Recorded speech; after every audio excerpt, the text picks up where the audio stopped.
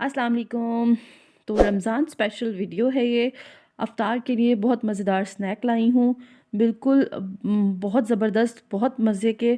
तो आपने इसे पूरी वीडियो को देखना है और अच्छी लगे तो लाइक ज़रूर करना है।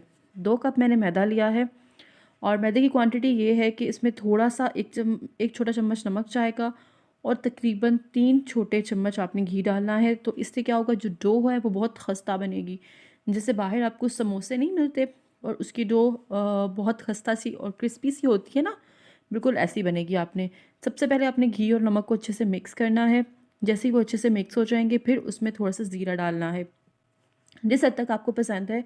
ज़ीरे के साथ आप इसमें अजवाइन भी डाल सकते हैं अगर आपको पसंद है तो।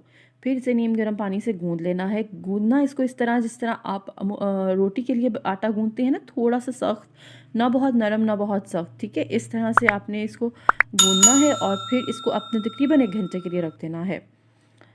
ये नरम होना चाहिए इस तरह से बिल्कुल। दूसरी तरफ आलू जो थे वो मैंने बॉयल करके मैश कर लिए थे। इसमें डाल देंगे थोड़े से मसाले जो आपको पसंद हैं, जो मैं डालती हूँ वो मैं आपके साथ शेयर करती हूँ। नमक, कुटा हुआ खुश्क धनिया, पिसा हुआ नहीं, कुटे हुए के बहुत प्यारी खुशबू आती है। गरम मसाला पाउडर और लाल मिर्च पाउडर, हल्दी, कलवंजी और थोड़ी सी काली मिर्च। कलवंजी ज़रूर डालें, बहुत मज़े की लगती है। प्याज चॉप किए हुए, हरा धनिया। हरा धनिया जो है वो बहुत सारा डालूँगी मैं, क्योंकि इससे बहुत अच्छा टेस्ट आता है और जब ये डो के अंदर जाएगा ना तो ये बहुत टेस्टी लगेगा। प्याज और हरी मिर्च, सॉरी, हरा धनिया जो है वो बहुत अच्छा टेस्ट देते हैं। ये मसाला बन गया है। अब एक पतला सा घोल तैयार करना है। 2 चम्मच मैंने मैदा लिया है, इसमें थोड़ा सा टेस्ट के लिए ना नमक और लाल मिर्च डाल देनी है और फिर पतला सा बिल्कुल घोलना है, थिक नहीं होना चाहिए, क्योंकि कोटिंग हमने ना बिल्कुल पतले से मिक्सचर की करनी है। अच्छा, रोटी मैंने बेल ली थी, उसको अब क्या करना है, आपने स्क्वायर शेप में लेना है, ठीक है। स्क्वायर शेप में लेने के बाद इसके ऊपर जो हमने मसाला बनाया हुआ था आलू का, वो रखना है। आप इसमें कोई भी पसंद करते हैं, कोई भी मसाला इसमें बना के डाल सकते हैं, कीमे का, चिकन का, जो भी आप डालना चाहें। अच्छा, मैंने इसे 2 पार्ट्स में डिवाइड कर लिया था, क्योंकि आटा जो होता है ना वो बहुत नरम होता है, तो ख़राब ना हो जाए, इसलिए एहतियातन मैंने इसे 2 पार्ट्स में डिवाइड कर लिया था।